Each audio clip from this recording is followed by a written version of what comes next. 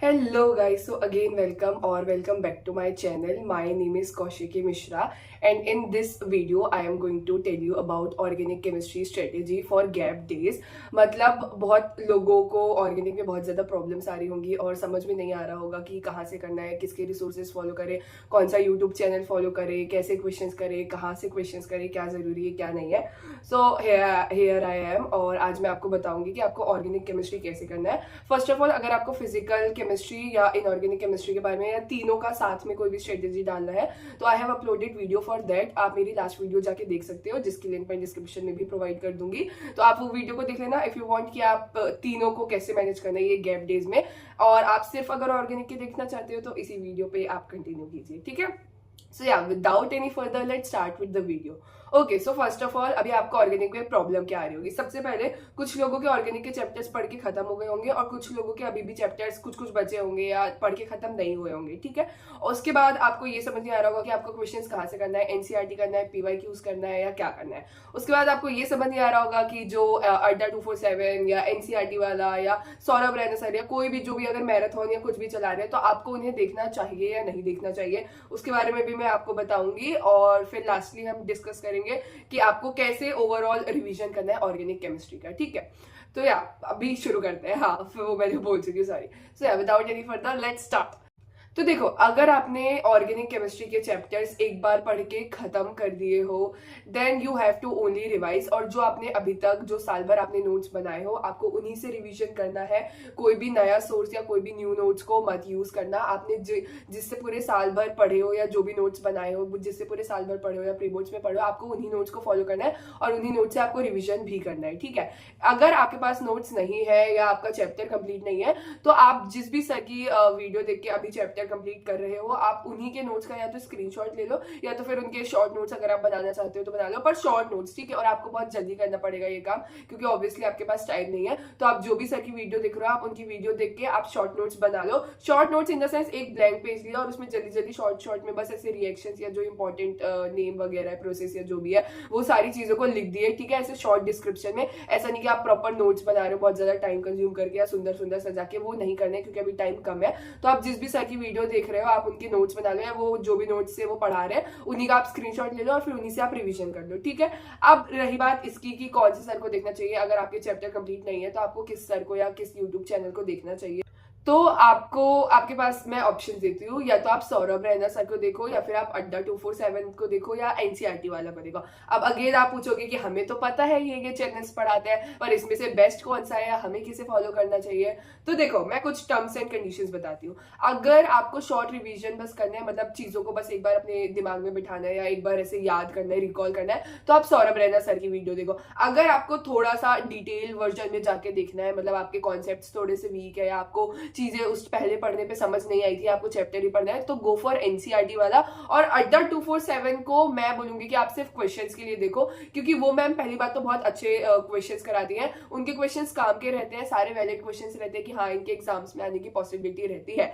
NCERT PYQ और जो बन सकते हैं उन कॉन्सेप्ट से उठके वो सारे टाइप के क्वेश्चंस कराती हैं. अगर आपको क्वेश्चन करना है, क्वेश्चन प्रैक्टिस करना है, गो फॉर अड्डा 247. शॉर्ट रिवीजन करना है, मतलब रिकॉल करना है चीजें, तो सौरभ रैना सर. और अगर आपको थोड़ा सा डिटेल में या चैप्टर कंप्लीट करने के लिए देखना है देन गो फॉर एनसीईआरटी वाला, ठीक है. और अगर आप आशु सर का पूछ रहे हो तो मैं पर्सनली बता दूं कि मैंने आशु सर को नहीं की थी फॉलो. मुझे वो केमिस्ट्री में टू बी रियली ऑनेस्ट उतने ज्यादा ऐसे परफेक्ट या उतने ज्यादा अप्रोप्रिएट नहीं लगते थे. मतलब आपका अलग पर्सपेक्टिव हो सकता है but here I am telling about my point of view. तो मुझे वो इतने ज्यादा नहीं लगते थे. मैंने उनके फिजिक्स के फिर भी देखी हुई लेक्चर्स और क्वेश्चन प्रैक्टिस वगैरह करी थी कभी कभी थोड़ा पर वो भी थोड़ा ही, ठीक है. पर वो मुझे इतने ज्यादा केमिस्ट्री के लिए सही नहीं लगे. तो आपका अलग पीओवी है, अगर आप देखना चाहते हो तो देख सकते हो.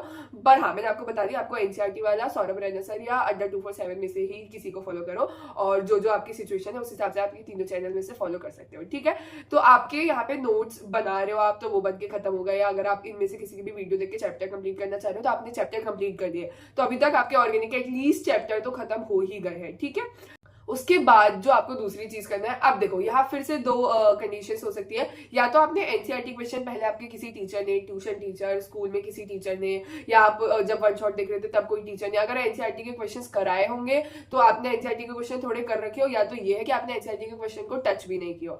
अब देखो ऑर्गेनिक केमिस्ट्री में होता क्या है, या तो क्वेश्चन एनसीईआरटी से आते हैं डायरेक्ट उठ के, मतलब आई एम सेइंग डायरेक्ट उठ के, मतलब ऐसे का ऐसा क्वेश्चन पूरा का पूरा छप जाता है, ठीक है। या तो सेकंड पॉसिबिलिटी इस पीवाईक्यू से, या तो फिर पीवाईक्यू या एनसीईआरटी का ही क्वेश्चन आया है पर वर्डिंग्स चेंज कर दिया, ठीक है। इसके अलावा आपको केमिस्ट्री में कहीं भी कुछ भी ऐसा क्वेश्चन देखने को नहीं मिलता है। अब अगर आपने एनसीईआरटी साल भर करे हो तो अभी भी आप एनसीईआरटी क्वेश्चंस को गो थ्रू करो। एनसीईआरटी के एग्जांपल्स और बैक एक्सरसाइज दोनों बहुत ज्यादा जरूरी है, दोनों मतलब दोनों। आप अगर फर्स्ट बुक के एनसीईआरटी नहीं कर रहे हो, मतलब वो जो शुरू के 3 न्यूमेरिकल वाले चैप्टर है उनके तो न्यूमेरिकल करने, पर स्टिल आप उनके बाकी सारे क्वेश्चंस नहीं कर रहे हो तो इतना ज्यादा कुछ मैटर नहीं करता। पर ऑर्गेनिक में एनसीईआरटी बहुत इंपॉर्टेंट होती है, तो अगर आप एनसीईआरटी क्वेश्चंस कर सकते हो या पहले किए हो, और ऐसा नहीं कि आप एनसीईआरटी क्वेश्चंस करने में पूरे अपने 4-5 दिन बर्बाद कर दो, ऐसा बिल्कुल नहीं करना है। आपको गो थ्रू करना है, क्योंकि आपने थ्योरी रिवाइज कर लियो, चैप्टर पढ़ लियो, तो आपको कुछ कुछ चीजें बच जाएगी, और उससे आप में उस बुक में आपके जो भी कन्वर्जन्स होंगे, जो भी नेम रिएक्शंस को जिस भी तरीके से जो भी रीजनिंग पूछी होगी, आपको वो सारी चीजें ऐसे देख के या तो उनका गूगल में आंसर सर्च करके याद रख लो कि ठीक है ये वाले इसका ये आंसर है, ऐसी सारी चीजें। तो आपको एनसीईआरटी क्वेश्चंस कंप्लीट कर देना है। अगर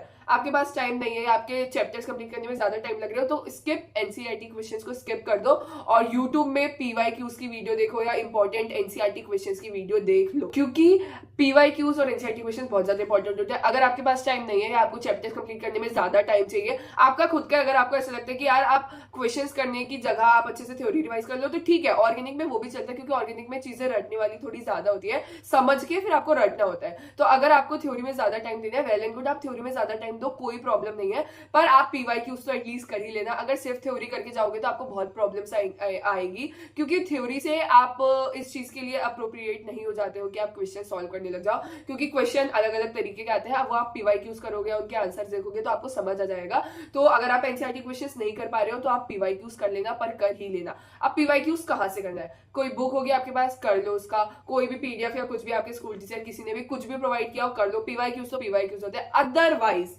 आप ये तो एनसीईआरटी वाला में जो शायद लास्ट ईयर उन्होंने विजेता सीरीज किए थे पीवाईक्यूज की, आप वो देख लो। मैंने तो वो देखी थी लास्ट ईयर, इस ईयर मुझे आइडिया नहीं कि वो करा रहे हैं नहीं करा रहे, मोस्ट प्रोबेबली करा ही रहे होंगे, तो आप उनकी देख लो। अड्डा 247 में मैम ने बहुत प्रीवियस ईयर क्वेश्चंस कराई है ऑर्गेनिक के, वो देख लो। लास्ट ईयर की वीडियो देखना है वो, या तो अभी की। और मैंने सौरभ रैना सर का भी देखी कि वो डेली ऑर्गेनिक के 20 क्वेश्चन या 20 इंपॉर्टेंट न्यूमेरिकल्स या ऐसी टाइप की वीडियोस डाल रहे हैं, तो आप उनके भी ऑर्गेनिक के जो भी आईएमपी क्वेश्चन या उन्हें इंपॉर्टेंट पीवाईक्यूज बताया, आप वो वीडियोस को भी देख सकते हो, ठीक है। ये मैंने आपको बता दी कि पीवाईक्यूज करना कहां से है। ये यूट्यूब में अड्डा 247 या सौरभ रैना सर या एनसीईआरटी वाला, इन तीनों में से किसी के भी आप प्रीवियस ईयर क्वेश्चंस देख लेना। उसके बाद रही बात कि आपको कन्वर्जन्स और नेम रिएक्शंस कैसे करना है। देखो, for convergence I have followed NCERT वाला में वो जो, यार वो मैम का नाम मैं थोड़ा, शौर्य ग्रोवर मैम आई गेस, हाँ, उनने कन्वर्जन्स की वीडियो बनाई है। उन्होंने लास्ट 5 ईयर्स के प्रीवियस ईयर क्वेश्चंस कराई है, और हर चारों चैप्टर से, बायोमोलिक्यूल्स में क्योंकि ऐसा कन्वर्जन नहीं है, तो उन्हें चारों चैप्टर्स के प्रीवियस ईयर क्वेश्चंस कराई है। उनकी एक प्लेलिस्ट है जिसमें 4 या 5 वीडियो है आई गेस,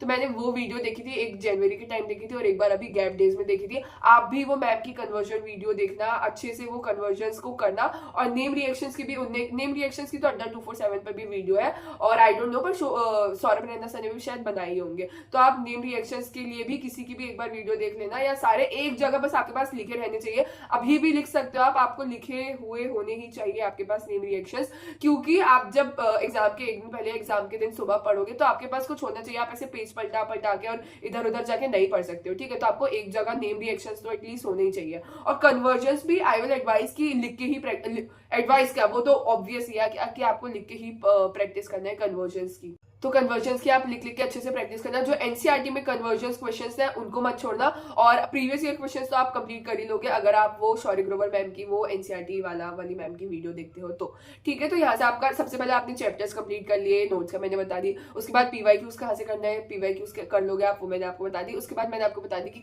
कन्वर्जन्स कैसे करना है। उसके बाद जो आपका लास्ट डे होगा 27 को, उस दिन आपको जो भी आपने शॉर्ट नोट्स बनाए अगर नेम रिएक्शन के, उनको अच्छे से रिवाइज करना है। जो ऐसे टॉप में आप आपको डेफिनेशन थोड़ी सी याद रखना है, नेम रिएक्शंस अच्छे से करना है, कन्वर्जन्स यहाँ पे कौन सा रिएजेंट यूज होता है, ये सारी चीजें आपको अच्छे से याद रखना है, पूरा ओवरऑल रिवीजन करना। उस दिन तो पूरी केमिस्ट्री का सुबह से लेकर शाम तक बैठ के अच्छे से रिवीजन करना, 12 बजे के पहले तक फिजिकल केमिस्ट्री को निपटा देना, क्योंकि वो कंपैरेटिवली इजी है और थोड़ा कम उसमें याद करने वाली चीजें हैं, पर ऑर्गेनिक केमिस्ट्री में ज्यादा टाइम लगता है, तो ऑर्गेनिक केमिस्ट्री को ज्यादा टाइम देना और अच्छे से रिवाइज करना।